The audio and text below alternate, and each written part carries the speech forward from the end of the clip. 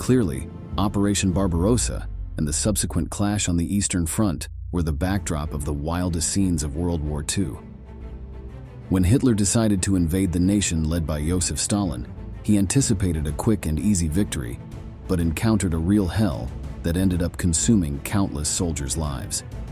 In this edition of Military History, we want to present this turning point in full color, as you've never seen it before, giving it a new dimension.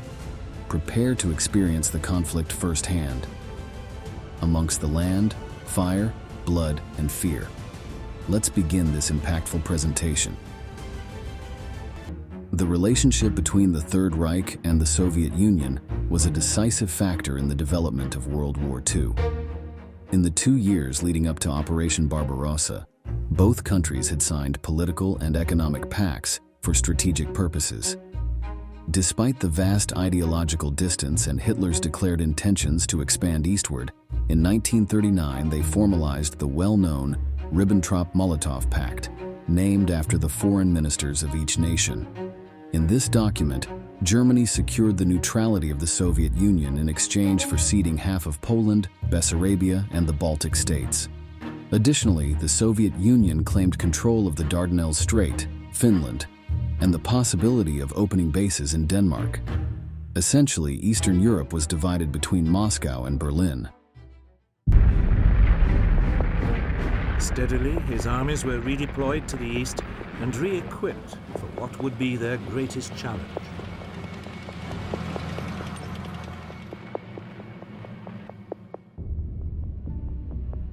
The Soviet advance in the Baltic led to a strain on the neutrality agreement by threatening, from the German perspective, the supply of iron from Sweden and nickel from Finland. Although the Soviet Union had generally adhered to the treaty, particularly in sending raw materials to the Third Reich, Soviet territorial ambitions unsettled Hitler. By the end of May 1940, there were discussions in Berlin about the possibility of launching an attack against the Soviet Union by July 1941. The Führer assigned the task of planning the invasion to Franz Halder, who in turn delegated the mission to Erich Marx. However, until the last moment, Adolf Hitler tried to exhaust the diplomatic route to draw Joseph Stalin into the German sphere. In July 1940, after the Soviet occupation of Bessarabia and northern Bukovina, the German High Command began planning the attack. This was the birth of Operation Barbarossa, named in honor of Emperor Frederick III. The Third Reich needed to divide its forces and avoid repeating Napoleon Bonaparte's mistake of invading such an extensive country with a single block of soldiers. Various aerial reconnaissance missions were also carried out along the German-Soviet border to understand exactly what they would be facing. Erich Marx's plan envisioned the formation of 2 large army groups advancing from Poland towards Moscow and Kiev. However, this was not the only strategy. There was also the idea of deploying 3 armies, targeting Leningrad, Moscow, and Kiev for destruction. From December 3rd to 7th, a Kriegspiel war game was staged to determine which plan would be executed. The second option was ultimately chosen. Incredibly, British intelligence had warned the Soviet Union of the imminent invasion, but Stalin believed it was a desperate attempt by Churchill to pull him into the war alongside the Allies. Even though Soviet spy Richard Sorge provided Moscow with the exact date of the attack, the advance took the Red Army by surprise. The Stavka, the High Command, had not issued any preventive war measures. Joseph Stalin had no doubt that a German-Soviet conflict was inevitable, but he believed that Hitler would not open a second front before finishing the war with Britain. Clearly, the Russian leader overestimated the Führer's patience. Let's return to what was happening on the German front in the weeks leading up to the start of Operation Barbarossa. As German soldiers now flooded into neighboring Poland, Stalin, desperate to maintain the peace, gave orders that nothing should be done to offend Hitler. Germany needed millions of soldiers to overcome the powerful Soviet defense. The mobilization of citizens for the armed forces, known as the Wehrmacht, was so massive that it caused a shortage of labor in the country. This recruitment increased the number of troops, but overall worsened the quality of the army, as not everyone had the necessary training. Worse still, Much of the weaponry and equipment provided came from the spoils of previous campaigns. They were outdated platforms that had already been worn down by combat use. In summary, the infantry forces that began the attack on the Soviet Union were no better than those used in previous battles against the West. But that didn't matter. The German army was driven by imperial ambition and a renewed patriotic sentiment, combined with hatred towards the Slavic peoples.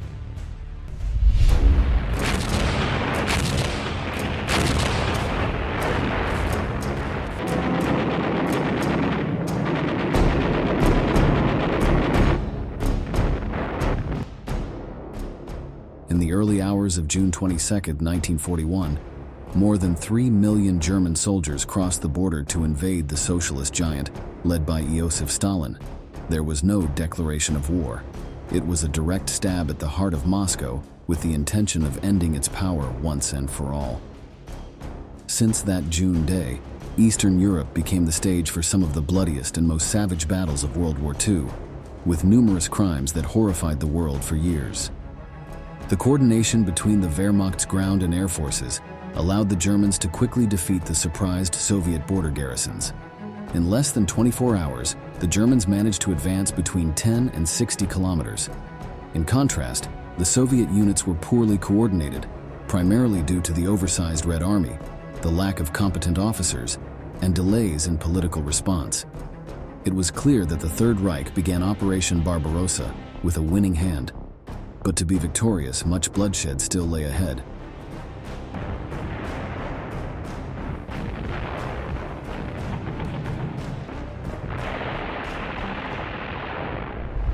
The Soviet defensive plans were still heavily influenced by the experience of World War I, with all their units spread evenly along the border and very close to it.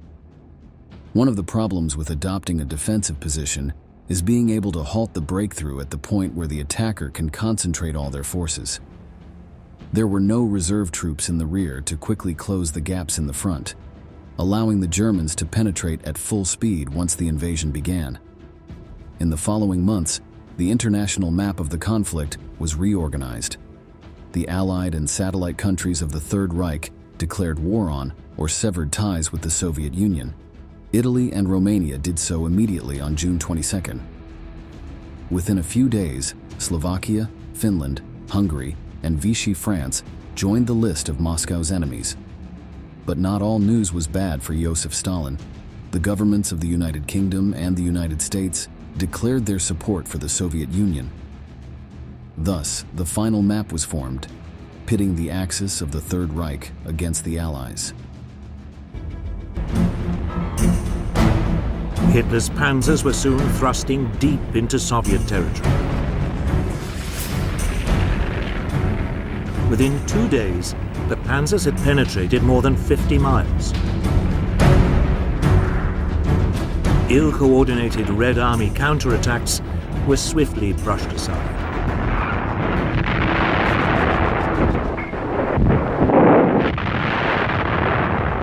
In the first 5 weeks, the Soviet army lost approximately 1 million soldiers between the regions of the Bug River and the city of Smolensk.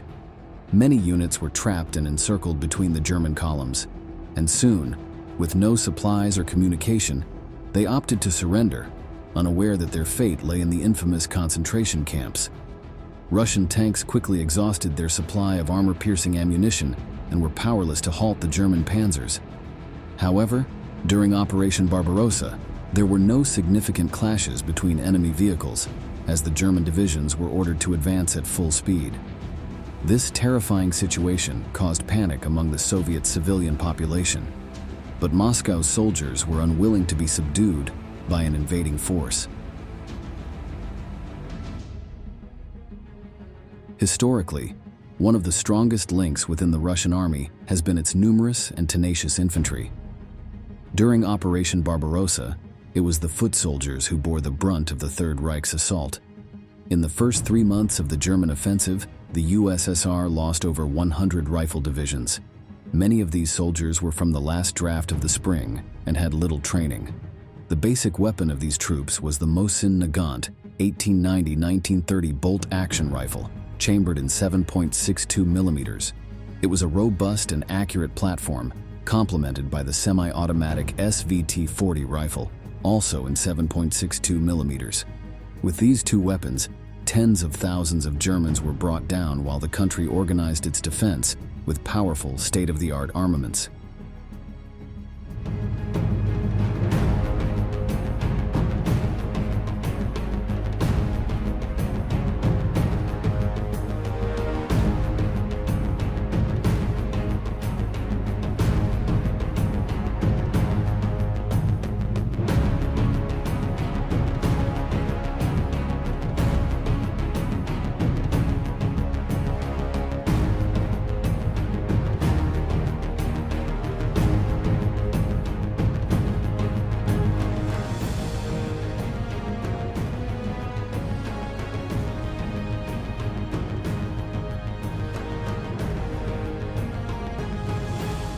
The introduction of the T-34 was crucial in stopping the advance of the panzers.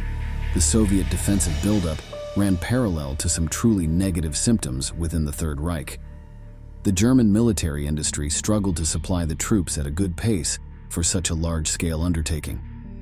Researcher Martin Kitchen, citing a 1945 article, notes that after the fall of France, the German ruling class entertained the idea that the war was practically over and that the campaign in the East would be very brief.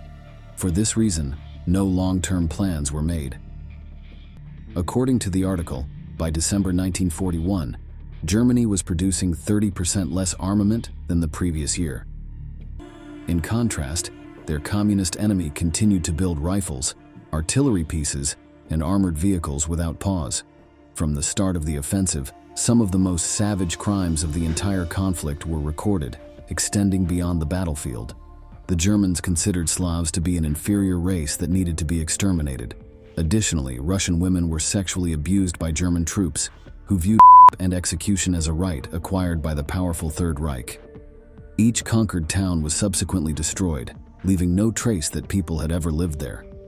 At the same time, famine campaigns were carried out, destroying food supplies for the Russian populations. The goal was to eliminate them from the face of the earth, subjecting them to the worst of miseries. Due to these macabre aspects, some historians consider Operation Barbarossa an attempt to annihilate the entire Soviet people.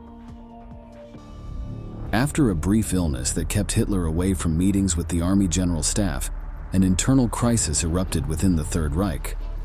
Contrary to what his generals advised, the Führer did not consider capturing Moscow a priority for dominating the Soviet Union.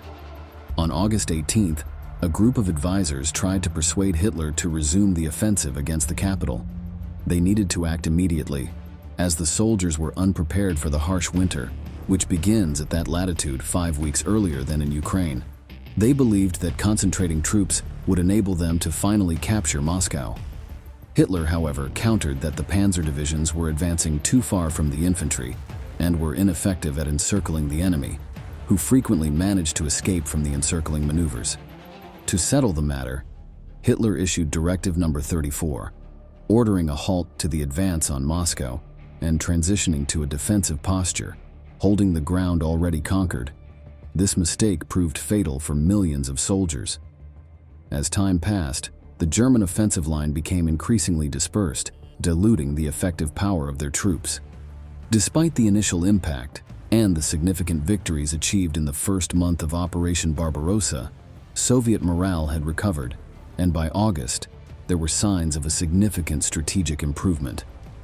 The defensive positions established from Moscow were becoming increasingly effective in delaying the advance of the Third Reich. At the same time, the difficulty in delivering supplies to the front lines endangered millions of Germans who lacked the food and ammunition necessary to continue advancing. This attrition process intensified over the weeks as the young Germans ventured into a country they did not know and had completely underestimated. However, one of the worst enemies of the Third Reich was not found in the military halls of Moscow. It was something much more raw and unstoppable.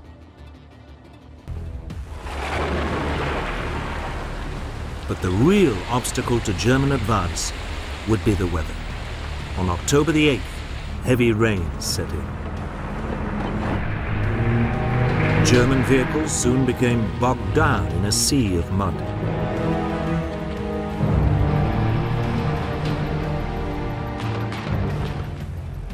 With the autumn cold, the German supply lines were completely broken, with tens of thousands of soldiers, their horses, and their vehicles trapped in remote areas.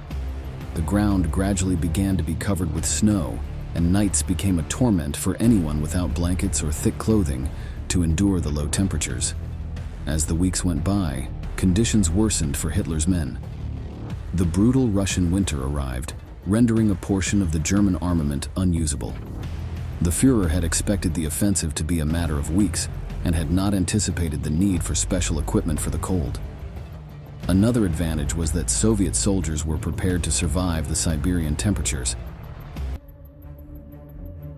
Delayed in their objectives and with the harsh Russian winter settling in, the German troops and their allies took Kiev and besieged Leningrad. But a Soviet counteroffensive halted them 80 kilometers from Moscow and nearly caused the collapse of the invading armies.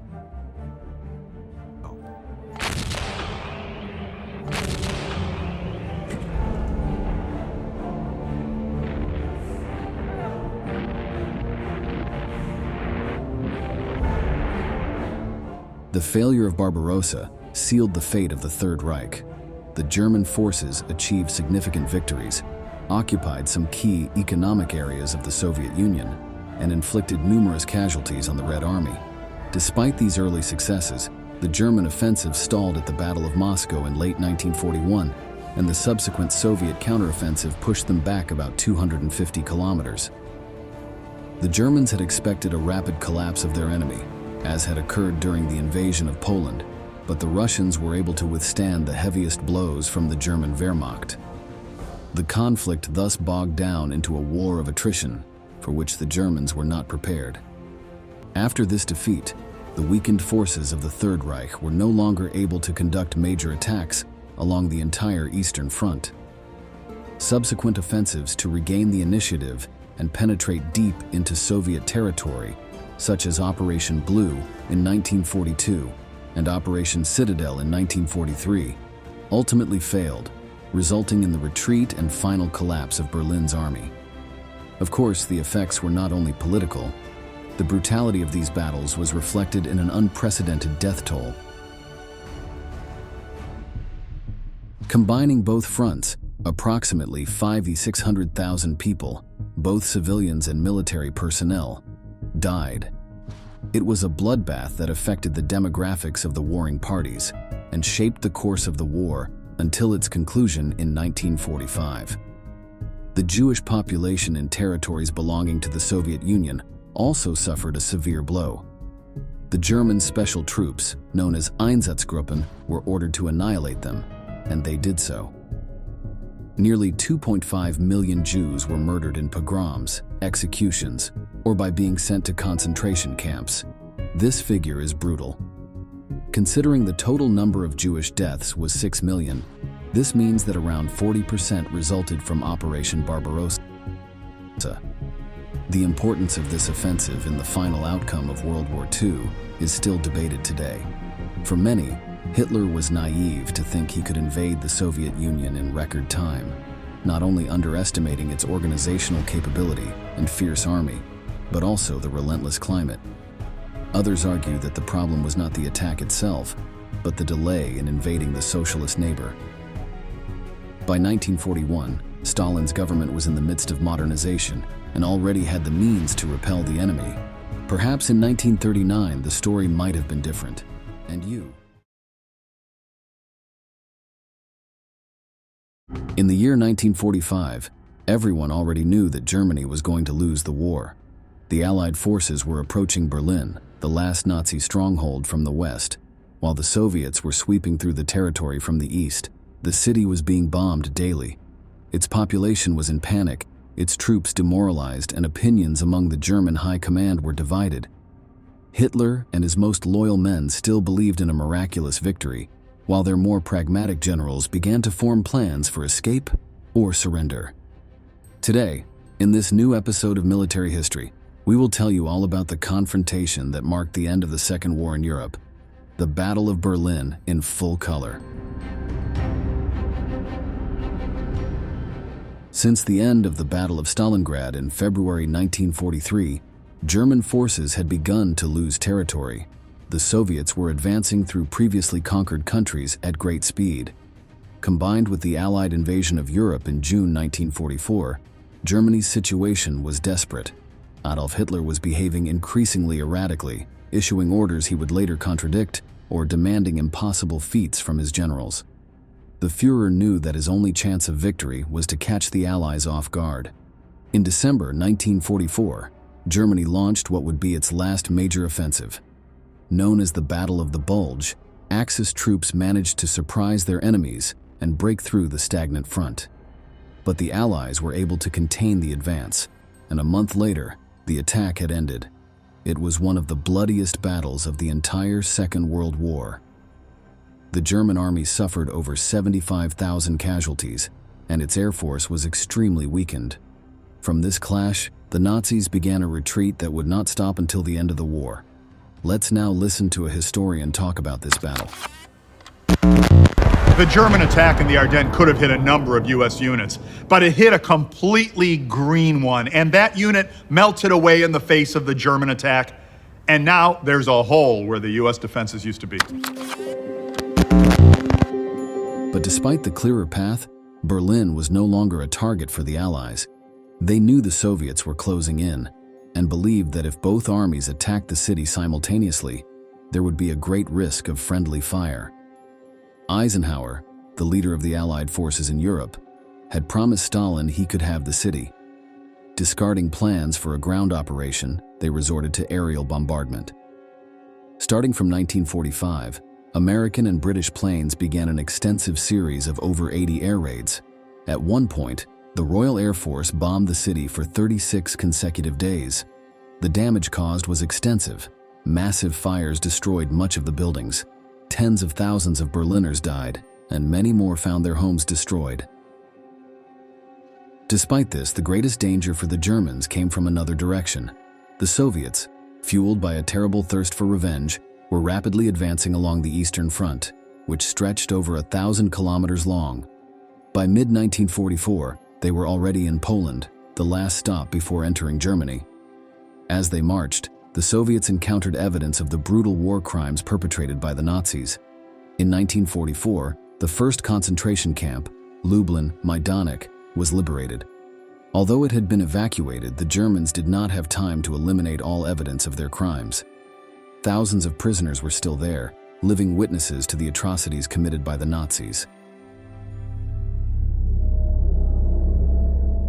From these discoveries, the chief of the SS, Heinrich Himmler, ordered that all prisoners in camps who could be liberated by the Soviet advance had to be transported inland to the Reich. This was not only because the Germans needed prisoners for forced labor, but also because they did not want more evidence of their crimes to fall into the hands of their enemies. But there was also another secret reason. Himmler suspected that Germany had no chance of winning the war anymore. The Nazi leader thought that, if necessary, he could use the detainees as hostages, bargaining chips with the Allies. Hitler couldn't find out.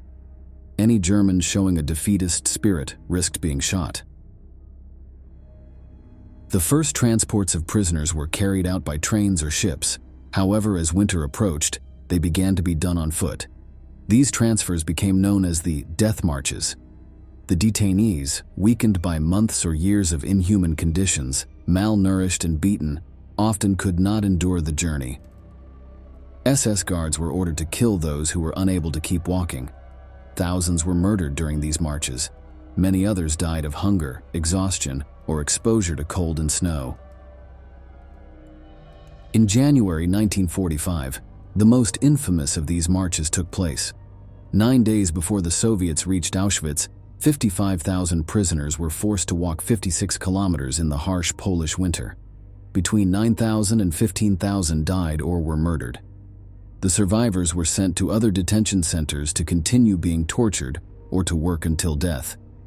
Although the advance of both the Soviets and the Allies liberated concentration camps, preventing these crimes from remaining hidden, the marches continued until the end of the war. We can now hear the testimony of a survivor. Salimos 1000 y pico y llegamos 300. ¿Llegamos a dónde, me vas a preguntar?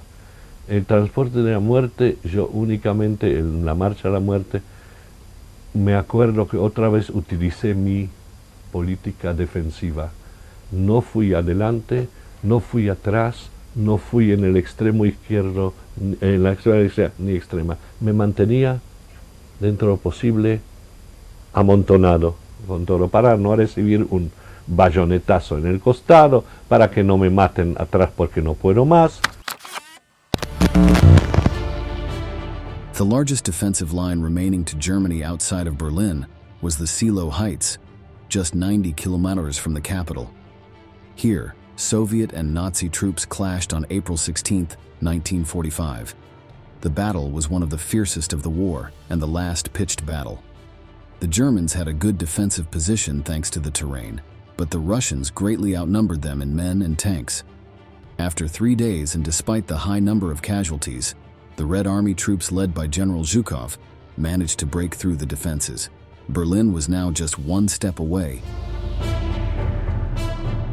On April 20th, the day Hitler turned 56, Soviet artillery began a terrible bombardment of the city.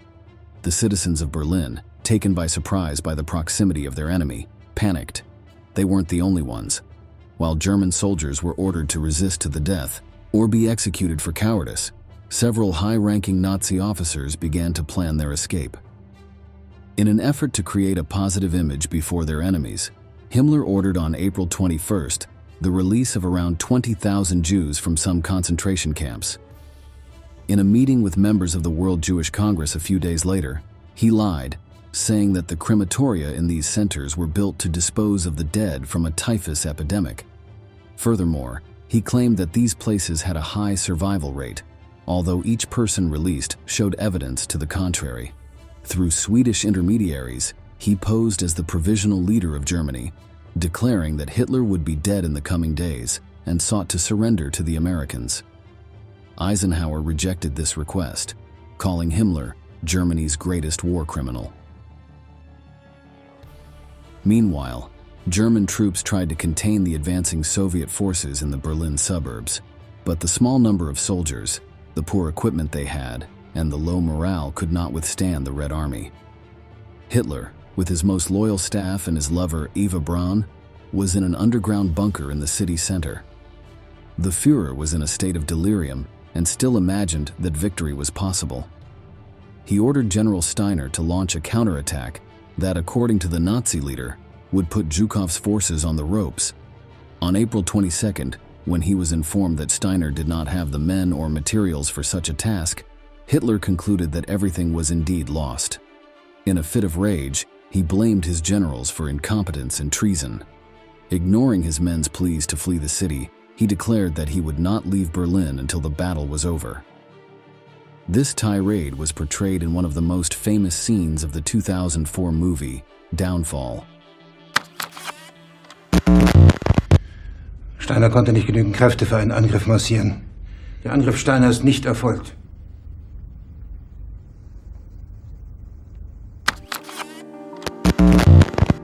By April 23rd, the Russians were at the gates of the city center. Just over 80,000 Germans, including army, SS, and militia, were facing off against 1.5 million Soviets energized by the imminent victory.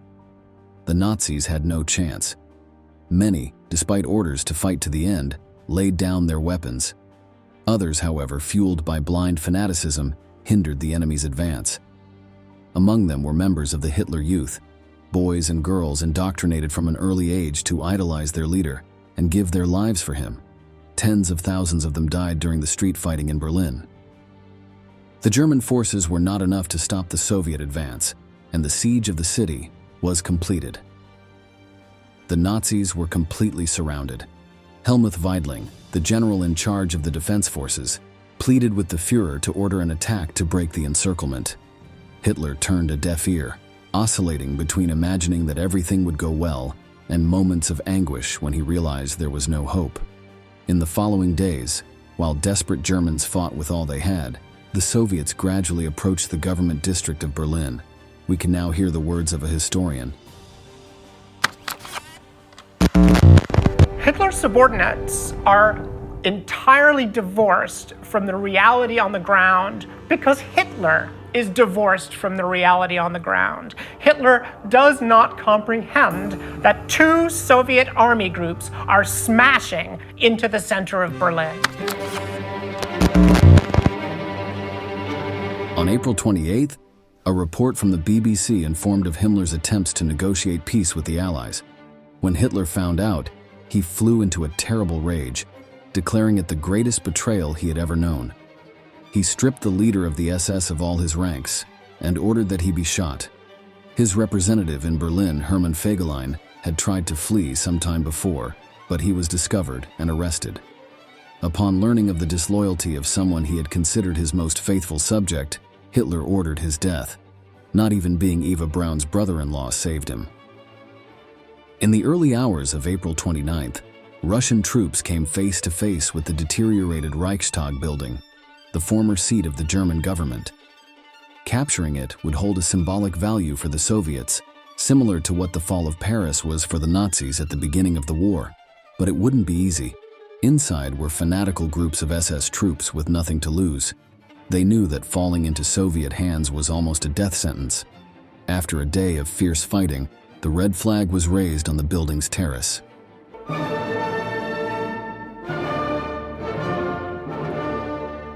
At the same time the Reichstag fell into Soviet hands, just a kilometer away, Adolf Hitler married Eva Braun in their underground bunker. The Führer knew the end was near. His last military order was to give Weidling permission to try to break the Russian siege. After poisoning his dog, he retired to his study with Eva Braun.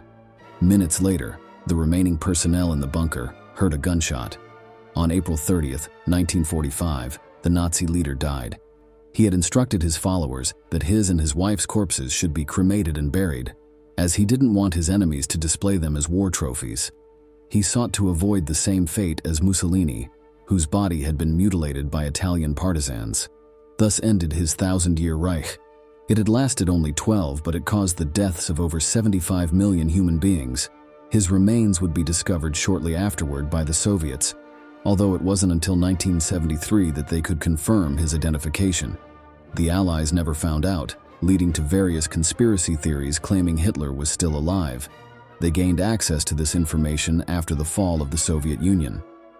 Let's now listen to the testimony of a historian speaking about this.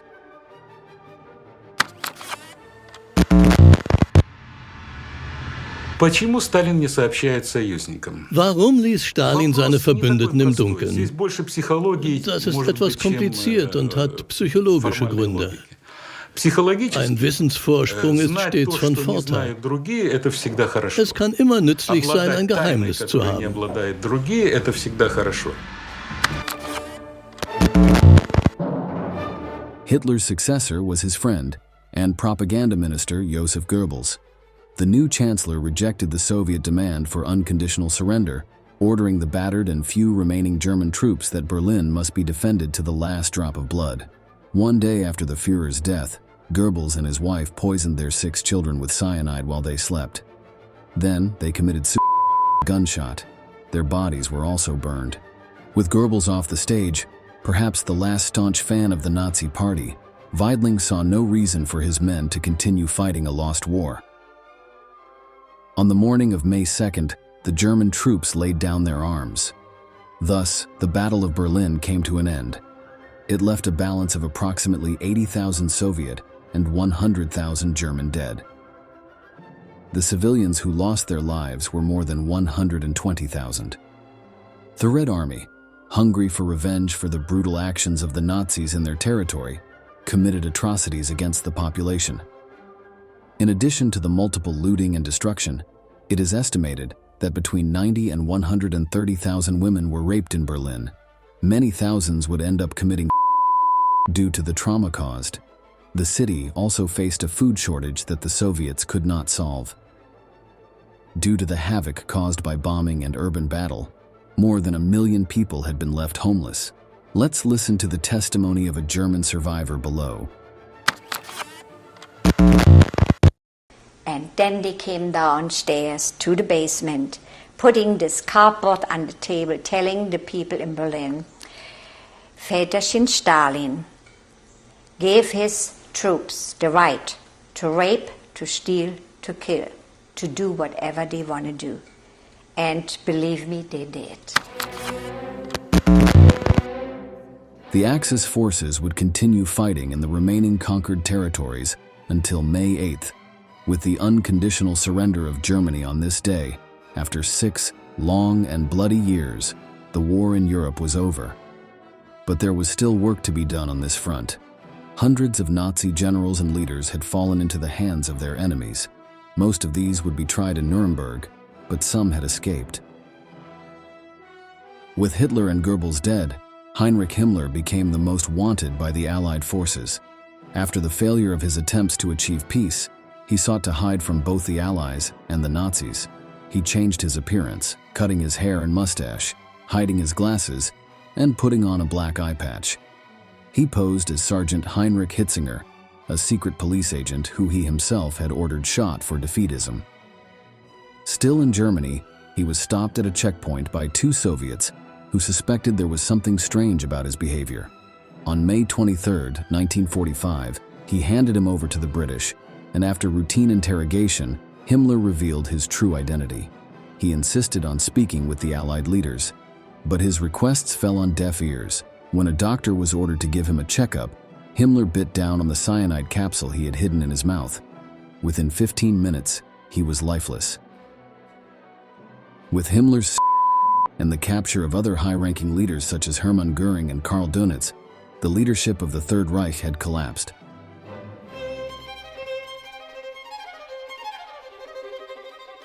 Despite what the German surrender meant, the atmosphere in the Reich capital was not happy. Unlike many other regions under Nazi control, Berlin was not liberated but conquered. There were no scenes of emotional celebrations, nor soldiers being welcomed with kisses and flowers.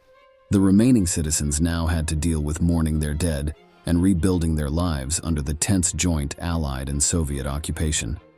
Still, many Berliners were relieved that the war was finally over, at least on their territory, and that the regime that had plunged them into it was in ruins.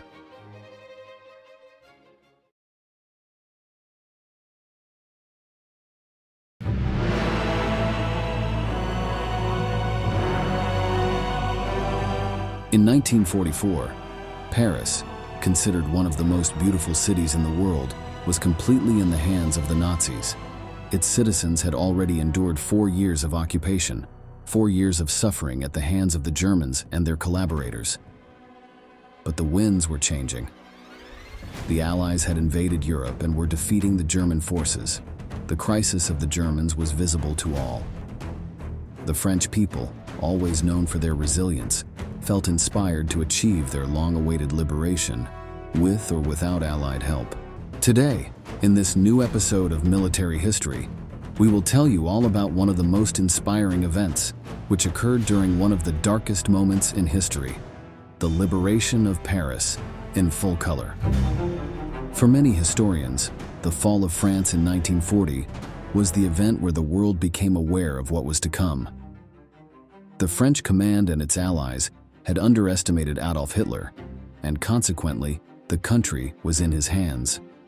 From here, the German government had ample freedom of movement for its conquest campaign, leaving the Allied forces without a strong foothold in continental Europe. France was soon divided, with one half occupied, while the other saw the establishment of the Vichy puppet state. The City of Light fell within the occupied half. The government headquarters shifted to the city of Vichy, but the conquest of the former capital held undeniable symbolic value. Hitler, who considered Paris the most beautiful city in the world, wasted no time in celebrating his victory by touring it. He was seen on the Champs-Élysées, the Arc de Triomphe, and obviously the Eiffel Tower. Let's now watch a video of the Führer strolling with his men through the newly conquered city.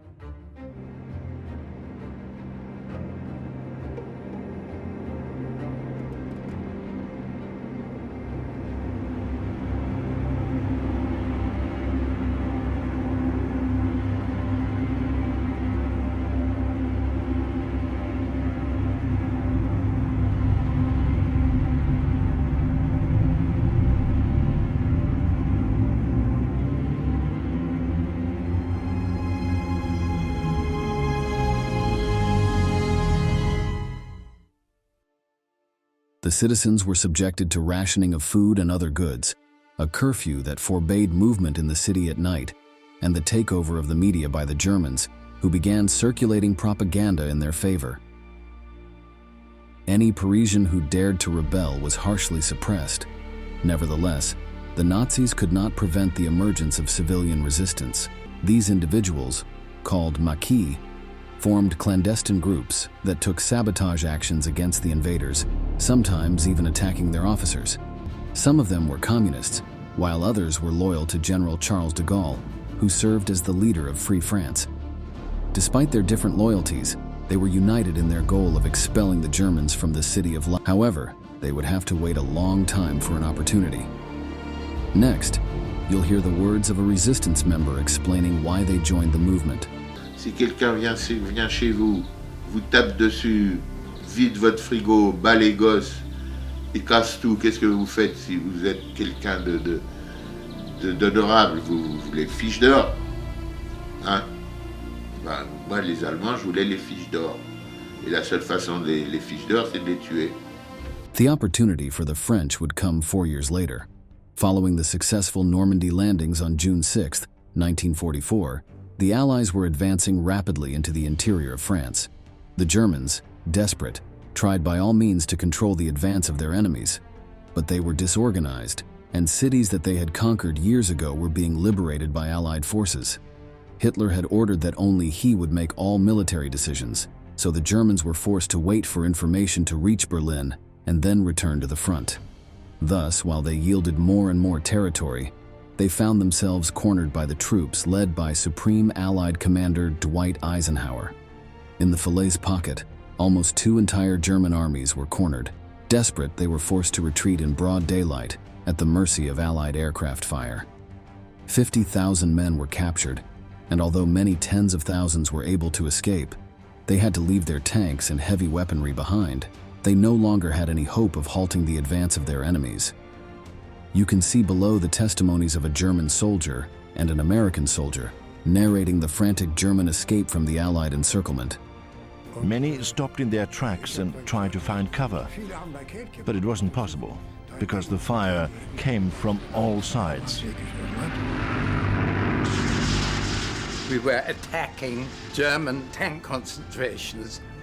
It was a continuous attack with very effective results. Perhaps surprisingly, in the initial plans of the Allies, the liberation of Paris may not have been considered. Entering this city would have slowed down the march towards Berlin, the main objective of the invasion of Europe. Additionally, all the resources required to liberate and protect Paris could have been used on other fronts to bring about the enemy's downfall more quickly. Flanking the city and continuing to advance would have left the Nazi garrison installed in the city isolated from the support of the German army. For these reasons, the liberation of Paris did not present a strategic advantage. The French didn't agree with this analysis. They couldn't wait for the fall of Berlin. They needed to expel the invaders from their capital city and destroy the collaborationist Vichy regime. Upon hearing the news of the Allied advance, Parisians were emboldened, sensing that their liberation was near. On August 15, 1944, employees of the Paris Metro and the police decided not to show up for work. 3 days later, workers across the country, led by the French Communist Party, joined in, declaring a general strike. German soldiers suppressed the French employees. There were casualties, but the strike persisted. Meanwhile, radios and newspapers controlled by the French forces of the interior called for a popular civil insurrection. The German garrison, although still significant, was not as numerous, as some troops were fighting on the French front, while others had been withdrawn to protect German territory from a possible future invasion.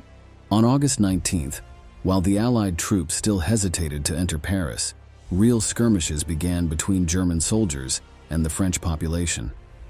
Members of the police seized the prefecture and began firing at the occupying forces. Men, women, and children erected barricades in the streets, hindering the movement of Nazi vehicles. Third Reich banners were lowered and replaced by the tricolor flag. Amidst the gunfire, people sang the Marseillaise. the French forces of the interior ordered citizens, "Everyone to the barricades." The liberation of Paris did not begin with an attack by the Allies, but with the uprising of its own people. 1 day later, the military governor of Paris, Dietrich von Choltitz, negotiated a ceasefire with the French resistance. Unaware that the Allies were planning to bypass the city, Choltitz ordered several of his troops to withdraw, seeing it as unlikely that they could successfully defend the city. However, several partisan groups ignored the ceasefire, and attacks continued. On August 22nd, the fighting in Paris intensified. The Germans began to counterattack, openly firing at the civilian population. The Grand Palais, which served as a stronghold for the resistance, was fired upon while tanks cleared the barricades. On August 23rd, Adolf Hitler, furious about the course of the war, ordered Choltitz to inflict maximum damage on the city. He preferred to see one of his favorite cities burn rather than fall into the hands of his enemies. Explosives were placed on numerous bridges and monuments throughout the city. Upon learning that the French resistance was rising against their oppressors, de Gaulle urged American Commander Eisenhower to begin a frontal attack on Paris. The French leader did not want the citizens of Paris to suffer the same fate as the Polish resistance in the Warsaw Uprising, where the Soviets had not come to the aid of the partisans, and they were being crushed by the Nazis. De Gaulle warned Eisenhower that if the rebels were not assisted, the Germans would annihilate them. Additionally, if the rebellion was not intervened in, the French communists would see their position strengthened as they were taking over the leadership of the insurgency. The French even threatened to ignore the chain of command and attack the German garrison solely with their forces if the Allies did not comply with their request. However, despite sympathizing with the Parisian population, Eisenhower turned a deaf ear to his comrades' complaints. On August 24th, General Philippe Leclerc, with de Gaulle's permission, disobeyed his American superior and sent the vanguard of his 2nd Armored Division to Paris. They engaged in combat with the entrenched German troops on the outskirts, forcing them to retreat. Leclerc's insubordinate maneuver forced the hand of the Allies. Believing he could not stop the French from liberating their capital, Eisenhower ordered the other divisions to assist the soldiers of Free France. Meanwhile, civilians celebrated Leclerc's entry. They sang the national anthem, accompanied the tanks' march, and bells rang in the churches. Soldiers received kisses, flowers, and bottles of wine. You can see below the testimonies of military and civilians from those days. They had set up an old-fashioned record player, the kind with the big flared horn. And a man came out and he started La Marseillaise. And my grandmother at that time called me, and she had prepared a basket with fresh and raw apples in it. So I took that and I gave it to him, and I had my first chocolate that day. Wonderful, wonderful. They give you a kiss and hug, and they give you the wine. They had some of the best wine you could drink too, So it was a joyous time. On the morning of August 25th, Allied troops continued to advance. Leclerc's division entered through the Porte d'Orléans, while La Neuve, a company mostly composed of Republican veterans from the Spanish Civil War, entered through the Porte d'Italie. The Americans, led by General Leonard T. Jarrow, followed shortly after, heading to the Paris City Hall to reinforce the resistance of the French forces of the interior. Choltitz knew he had no chance of defending the city. Most of his troops had withdrawn, leaving only 20,000 soldiers who now faced not only the Allies, but also 3 million empowered Parisians hungry for freedom. The main dilemma for the German general lay elsewhere. Should he obey the Führer and destroy Paris, or would he disobey? While he decided what to do, he informed his superiors of non-existent maneuvers, although the idea of surrender was already forming in his mind.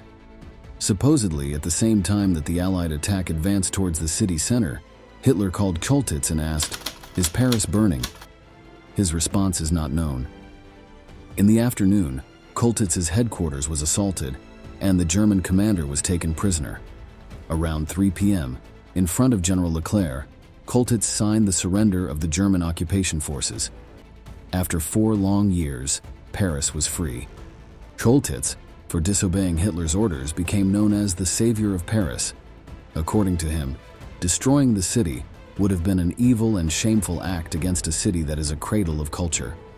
However, the French resistance declared that executions and repressions against the Parisian population continued until just hours before the surrender of the German contingent. For them, the city was saved because Choltitz knew that a Nazi victory was impossible and did not want himself and his men to suffer possible reprisals from the Maquis. The streets of the city exploded in scenes of celebration. Entire blocks were turned into dance floors, music played for entire nights, kisses were freely given to the liberators and the resistance fighters without any restraint. Charles de Gaulle addressed the French people on the radio and delivered a speech that will be remembered for posterity. Let's listen to a well-known excerpt from it below, allowing us to use a black and white video, as its epicness is worth it. Paris, Paris outragé, Paris brisé, Paris martyrisé, mais Paris libéré, libéré par lui-même, libéré par son peuple avec le concours des armées de la France, avec l'appui et le concours de la France tout entière, c'est-à-dire de la France qui se bat, c'est-à-dire de la seule France, de la vraie France, de la France éternelle. However, we must say not everything was a celebration those days. The Nazi occupation in France left serious and deep wounds in its population. Since its invasion in 1940, hundreds of thousands of French citizens were forcibly taken to Germany, made to work in factories, farms, railways, etc., to benefit the Nazi war effort. The Germans also seized around 20% of French food production, leading to widespread food shortages. The Germans also seized around 20% of French food production, leading to widespread food shortages. 49 concentration camps were built on French soil, where the Jewish population was sent. Over 77,000 died during the war, nearly a quarter of its total population. All these crimes led to French retaliation shortly after liberation. The Nazis who had occupied Paris had already withdrawn, or had been taken prisoner, so the vengeance fell upon the collaborators. Women accused of consorting with the Germans were violently shaved and publicly displayed for the amusement of others. Informers, merchants who conducted business with the invaders, writers, and journalists who advocated collaboration were in many cases executed without trial by French civilians and partisans. Sometimes the severity of the act didn't seem to matter, and mere suspicion was enough for condemnation. It is estimated that in the days following the liberation of Paris, the resistance murdered 20,000 people in French territory. For many, these acts of retribution were not far removed from the atrocities committed by the Germans, and were a stain on what was the glorious liberation of Paris. For others, they were completely justified, as each of the executed individuals collaborated with the regime that terrorized not only France, but almost the entire world.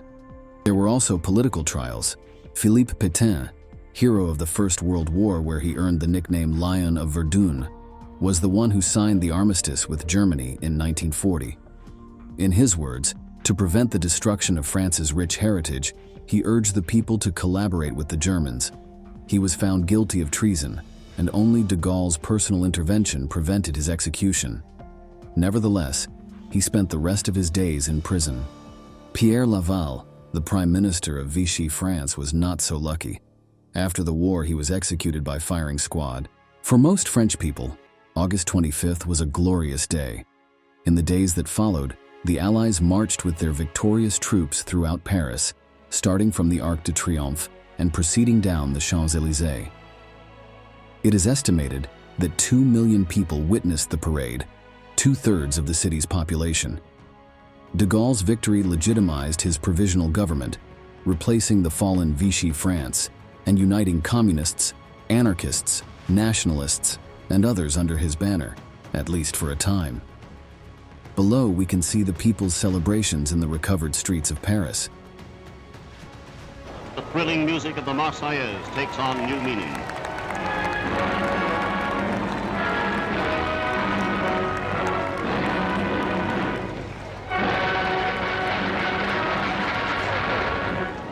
deliverance has come so suddenly to these people, they are slow to realize the nightmare of occupation is over. This is but a foretaste of things to come as the Allies move forward. The V for victory sign, once the symbol of a hope, is now a reality. While Paris was free, much of France still remained in the hands of the Germans. Resistance pockets persisted in the country until the end of the war. But, just as the fall of the city was a harbinger of the dark years to come, its liberation appeared as the light at the end of a long and distressing tunnel. We've reached the end of the video, and we'd like to ask you, do you believe the actions of the resistance towards collaborators were justified? Leave your answer in the comment section below, and don't forget to subscribe to our channel to learn about many more military events that left their mark on history.